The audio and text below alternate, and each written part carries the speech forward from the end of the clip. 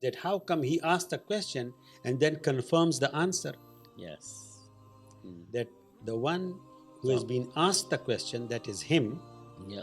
knows about the day of judgment when it's going to happen as much as the one who is who's asking the asking. question. So we both don't know. As long as he follow that like a child, he will be okay.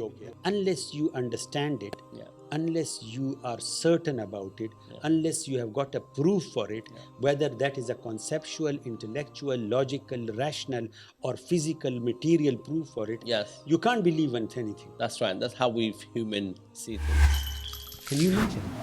We are not thinking with the mind of the heart. Inna Rabbi latiful lima yasha'u. Inna Rabbi latiful lima yasha'u. Allah accomplishes His will in the most subtle manner.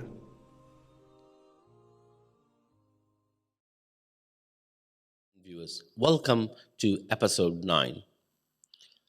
In episode 8, it was interesting to know, which I didn't know myself, the difference between the number of sects Sunni, Shia, Berlobi, Deobandi, Sufi, Salafi, and so on. It was very clear by my guest speaker, Dr. Altaf Khatak, that none of these things have been mentioned in the Quran. And he explained it with the ayat from the Quran that Allah subhanahu wa ta'ala has not mentioned any of that. And what it does say that, we are Muslim. And that's the important thing, that we are Muslim. And we follow the sunnah of Prophet sallallahu alaihi wasallam. It's a great learning from that episode. Inshallah, we're going to go into episode 9 now, which will be another exciting episode by my guest speaker, Dr. Altaf Khatak. Assalamu alaikum, Dr. Khatak. Wa alaikum assalam wa rahmatullahi wa barakatuh, Momin Bhai. Assalamu alaikum wa rahmatullahi, dear viewers, brothers and sisters. Today, on this segment, I would like to ask you a question. Is there a difference between Muslim and Mu'min? That's Having said that, my name is Mu'min, but it has nothing to do with my name. has it got something to do with your name then? Allahu Akbar. Do you want to change your name as well now? No, I love so my that name. You've got no sect now. You will not want to change your name. That is a Brother Momin, that is a very, very deep question. I don't know how did you get to it, but this is a very deep question. There is an ayah in Qur'an, Surah Al-Hujarat, verse 14. Okay. And when I used to read this ayah, I would not be able to comprehend it fully.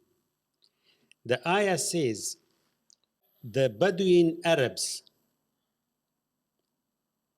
say, we are believers, that we believers mean the word uses iman, we have brought the iman, okay? The Bedouin Arabs say, we are believers. Tell them, you are not believers. But you should say that you are Muslims. You have just submitted. In fact, belief, iman, has not yet entered your hearts. Right. If you obey Allah and His Messenger, nothing will be reduced from your deeds. Allah is all forgiving, all merciful. Allahu Akbar. This ayah was revealed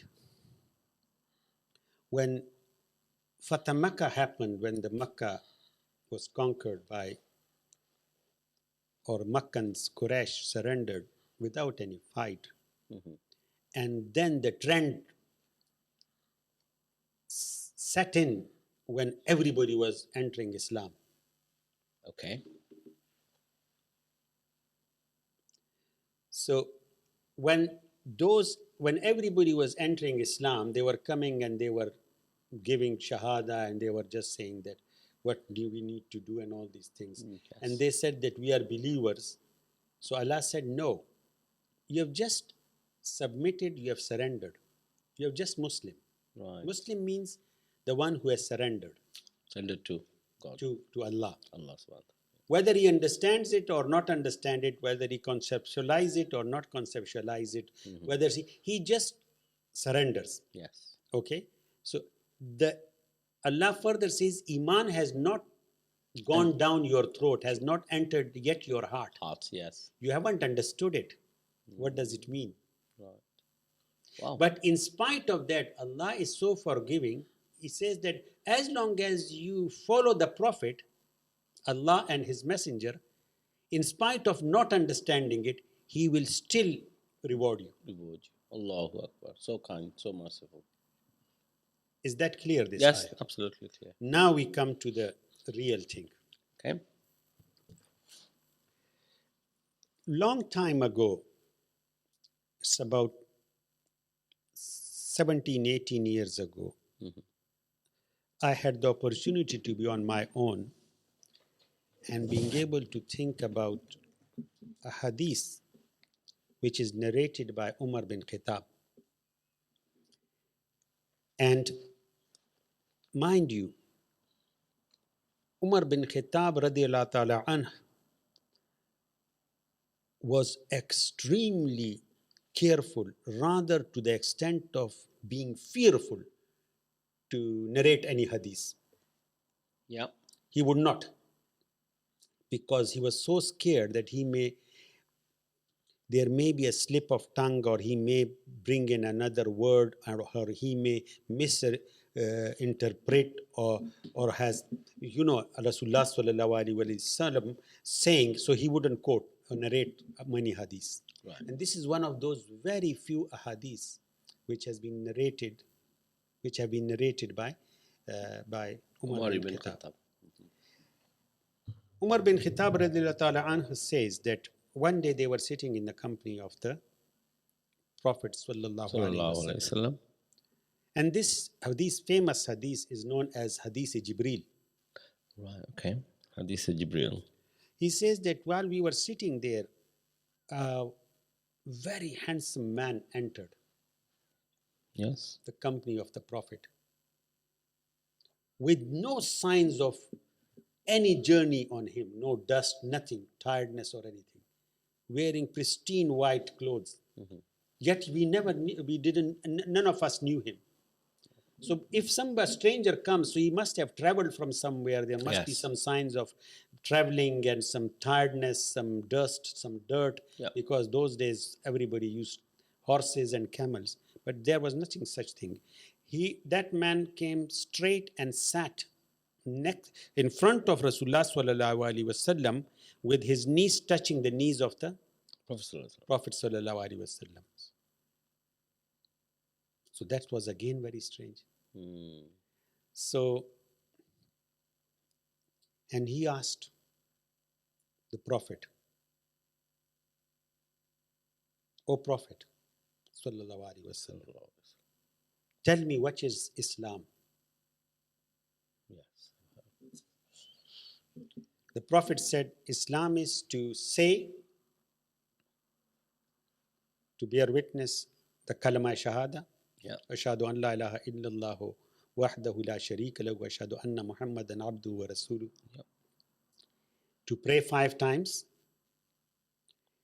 to fast once a year if you are able to fast, to pay zakat if you have got enough money and it's become farad on you, and to do hajj once in lifetime, if you can afford it and you are able to do, capable to do. Which we call now the 5 pillars of Islam. 5 pillars of Islam. Allah. So this man says, you tell the truth, Muhammad. So the companions again became very surprised that how come he asked the question and then confirms the answer. Yes. Then he said, Ya Rasulullah, O Prophet sallallahu alaihi wasallam, tell me, what is Iman? Iman. Now, this is very profound. So the Prophet says Iman is to believe in Allah, to believe in His books, to believe in His prophets, to believe in His angels, to believe in the day of Qiyamah and to believe in the khair or shar of taqdeer. The good and bad is from Allah. Okay. Destiny. So again he said, you tell the truth, Muhammad. Allah. So we were again that's very strange. This man is asking question and then confirming the answer. Yeah. And then he says, what is ihsan? Ihsan. Ihsan. Ihsan. Okay. Asked the Prophet sallallahu alaihi wasallam. This man asked the Prophet, what is ihsan? So Rasulullah sallallahu alaihi wasallam says to this man that ihsan is to worship Allah as if you are seeing Allah. Worship Allah as you are seeing Allah. As if you are seeing Him. Yeah. And if you can't do that, then to worship Him knowing and have the understanding that He is watching and seeing you all the time. Yeah. That's ihsan. He said, he again confirms that you are telling the truth. And then he asked the question, when is the sa? Sa means when is the hour? Okay. When is the sa? Sa. Sa means when is the hour? Okay. Sa means hour. Yeah? When is the hour? So Rasulullah sallallahu alaihi wasallam answers that Yeah. the one who has been asked knows about the sa, the hour, as much as the one who is asking the question. All right. Okay. So the question actually was, when is the day of judgment? Yes. Sa, that's why the hour is called in Quran. Yes. Sa. So Rasulullah sallallahu alaihi wasallam said to him that the one who has been asked the question, that is him, Yeah. knows about the day of judgment, when it's going to happen, as much as the one who is asking the question. So we both don't know. Yeah. And he said, you're telling the truth. Both. And then he asked for to leave. You know, seek the permission, asked the permission that if he could leave. So when he left, the Prophet said, go and see where is he gone. Right. So the companions, Umar bin Khattab radiallahu anhu says, when he came out, there was no sign of that person, and he was very surprised. They couldn't see him, no horse, no camel, no anybody riding away, you know. Just disappeared. Just disappeared.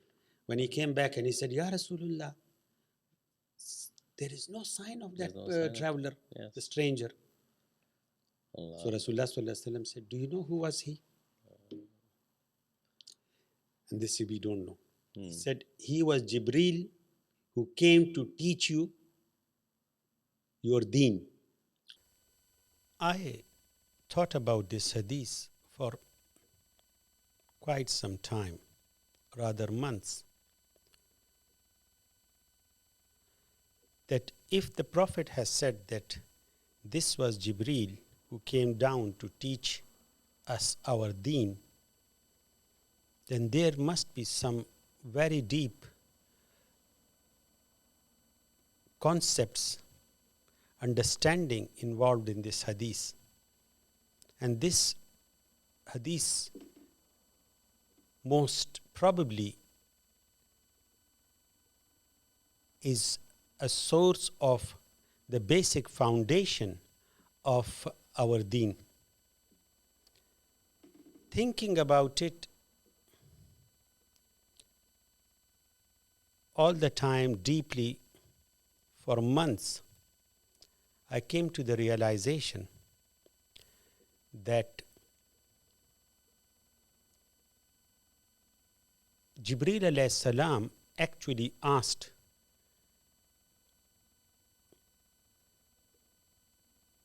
four questions, one after the other.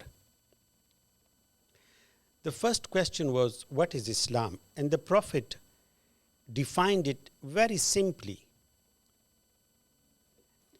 If one deeply analyzes what the Prophet said and what the Jibreel alayhi salam affirmed, It is basically simple do's and don'ts. Islam has been defined as doing certain things and not doing certain things. Whether one understands the reason of that or not, whether one has a deeper concept of that or not, doesn't matter, as long as one declares that there is no God but Allah, and then he does the rest of the 4 pillars, he is a Muslim. So it's a pure do's and don'ts. You look deeply into this, it is just like being a child who does not understand why his parents are saying to him, do this and don't do that. He doesn't know the reason for that. He doesn't know the why behind the do's and don'ts. But he has to follow certain rules. The parents know why are they asking this child to do certain things and not do certain things. The child doesn't want to wake up in the morning to go to school. The parents make him wake up and send him to school, separating him from his parents and his comfortable homely environment. The child wants to have sweets all the time. The parents don't want to give it to him. The child wants to play all the time. The parents will stop him. So the child really feels quite restricted and frustrated by these rules and regulations. And sometimes feels that as if this is unfair. But the parents know why these do's and don'ts are there, why these rules have to be applied on the child, because they know in what way are they beneficial for the future of the child. Same goes the situation with Islam. Islam literally means submission, surrendering. You just surrender that there is God, there is Allah, and He has asked me to do these things. Apart from these basic 5 things, the other things are not to tell lies and not to be unjust and not to be hypocritical and not to be involved in other major sins, which are being categorically explained in Qur'an. So those are all do's and don'ts. You may not understand it, but you have to follow the rules, the law, as a child follows the rules, the law, which is put in place for him by his parents or her parents. It is only when the child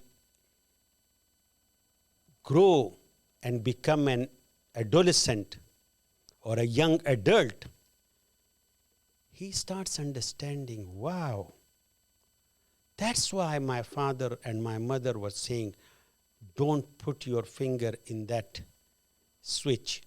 Don't touch that glowing thing which was a burning coal. Don't have too many sweets. He starts understanding, comprehending. He starts gaining knowledge. He starts understanding the why behind the rules and regulation which his parents were saying.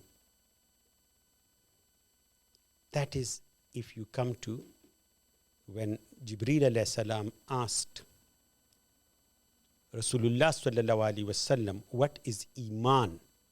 Initial was submission, whether you understand or you don't. That was like a child. Belief is a higher stage. It is understanding the reason for what you have been told to do and what you have been asked or told not to do. Why?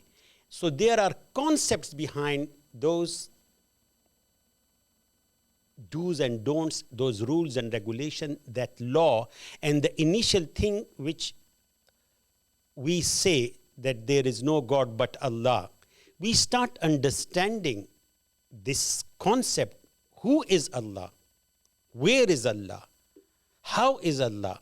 Why is Allah? And then as a consequence, who are angels? What are angels? Why are angels there? Then who are prophets? Why are their prophets? What is their role? What is their mission? What do they do? What is the revealed book? Where did the book come from? Where are these books coming from? Why are these books coming from? What do these books have? And when you start understanding this, where is it all leading to? Then you start understanding and the concept of Day of Judgment. It is conceptual. When the adult, it is young adulthood, as a child has now joined the university. It is exactly from nursery, from daycare center, nursery, to primary school, to high school. He is now starting understanding and has gone into university. He has started developing knowledge. Initially, it was just an information. There is Allah, pray, give zakah, fast, do hajj, just information. Now, it is knowledge, concepts. He has started understanding the why behind what he was initially told at the level of Islam, that you just, whether you understand it, whether you don't understand it, just submit. Just submit. Just follow the rules. And as I mentioned in the ayah earlier at the beginning of the episode, even if you are at that level without understanding the reason of the law, of the rules, of the do's and don'ts, you still follow them with bearing the witness that there is no God but Allah and Muhammadur Rasulullah sallallahu alaihi wasallam is his last prophet. You are still fine. You will still be successful on the Day of Judgment.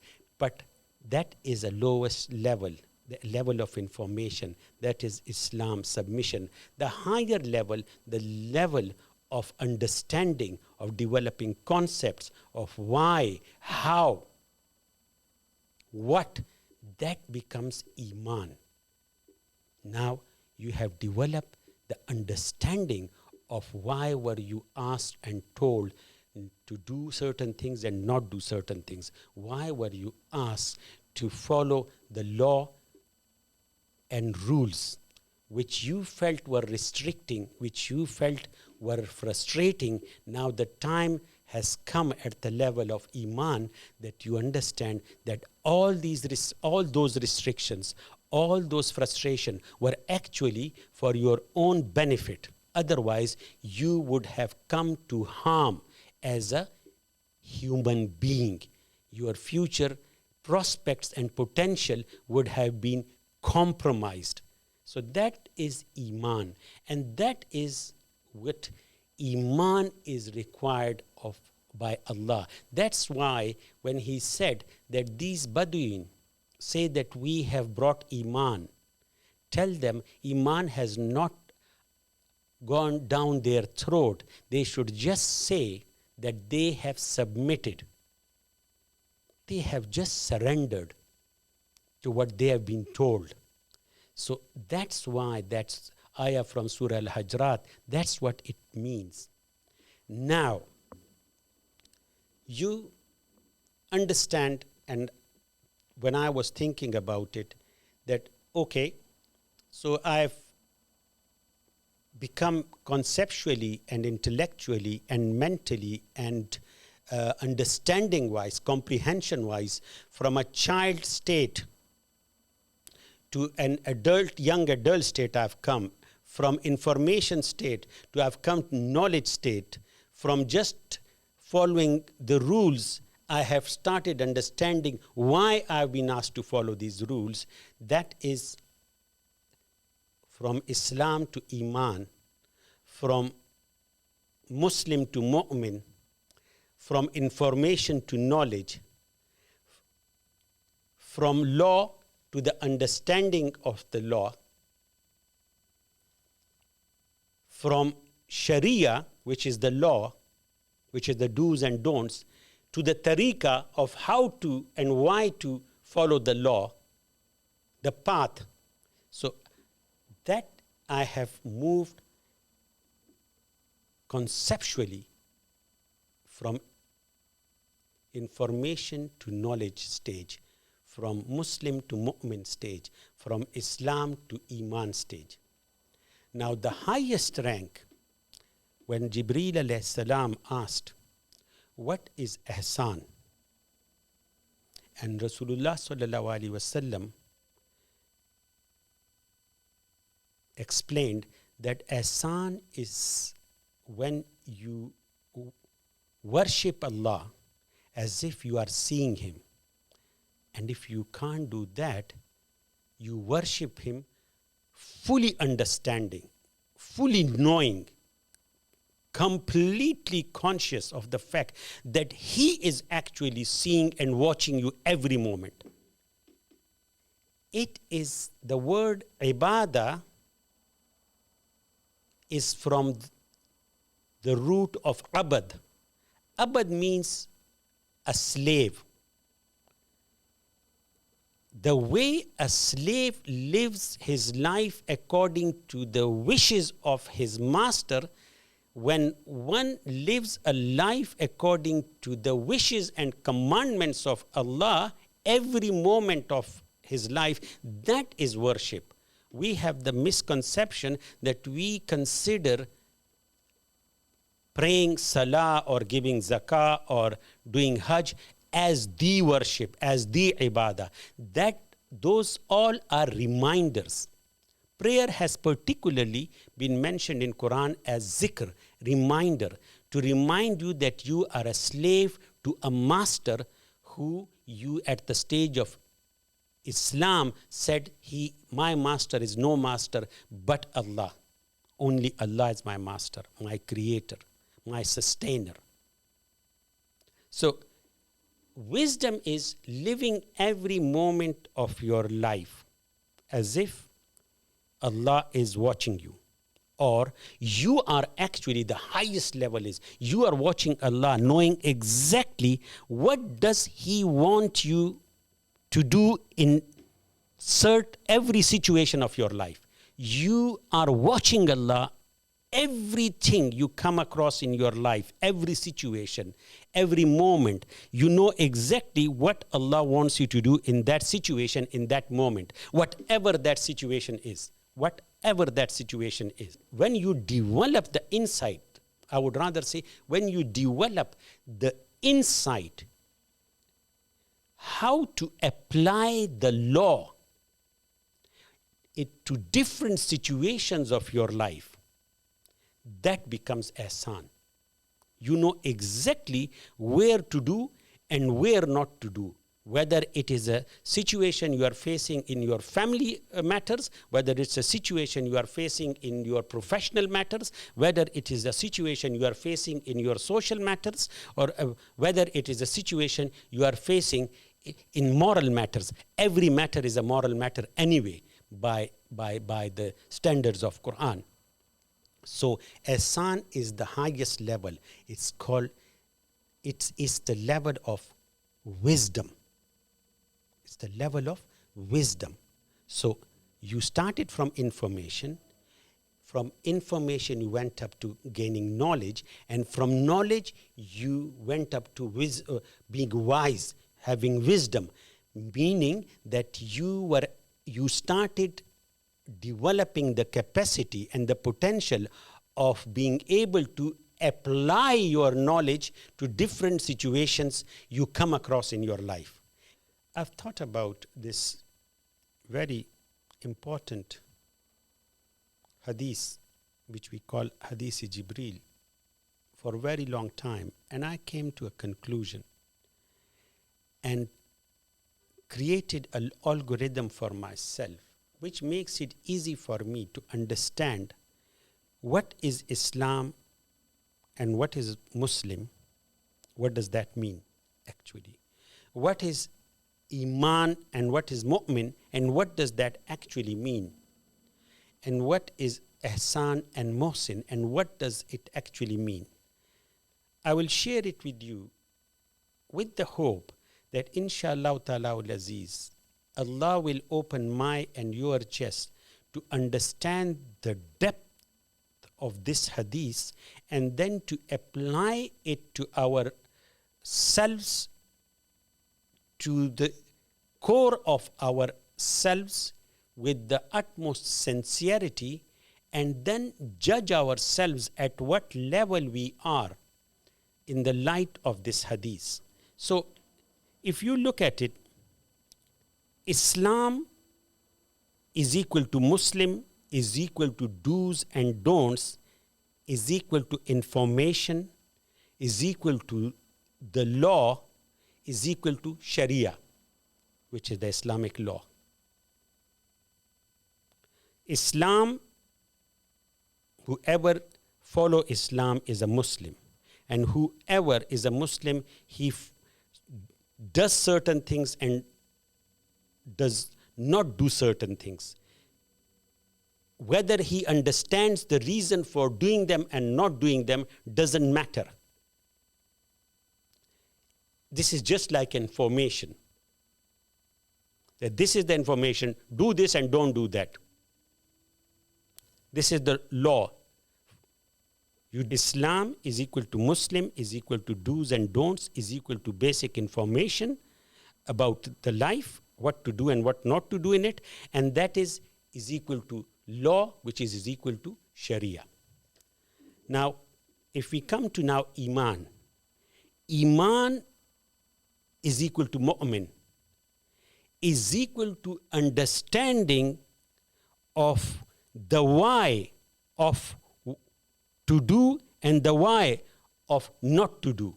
Why to do and why not to do. When you start understanding this, that becomes true Iman and you become Mu'min. So you go from information level to knowledge level. It's not just an information for you. You actually understand what that information means, what that information means, what are the consequences, what is the reality behind it. And that is actually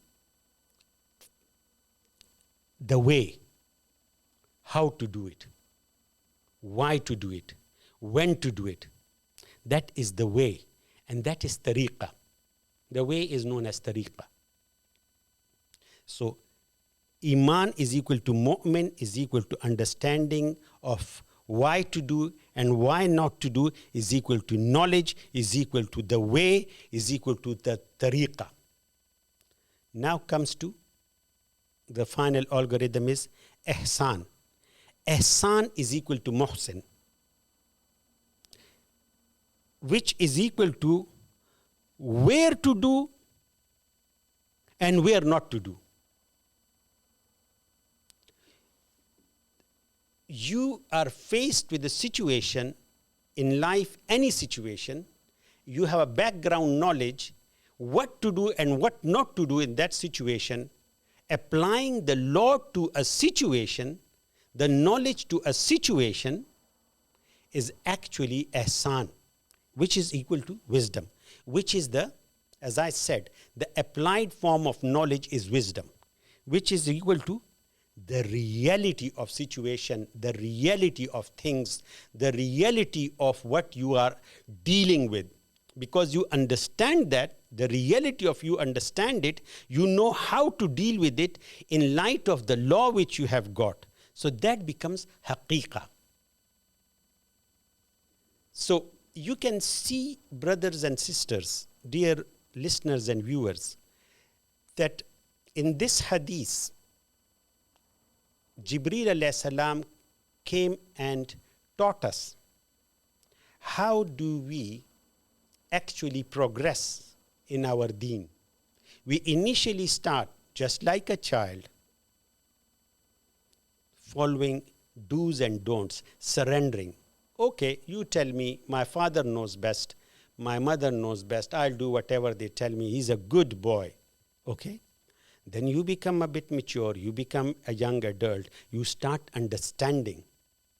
That becomes Iman. And you become, from a Muslim, a mu'min. Okay?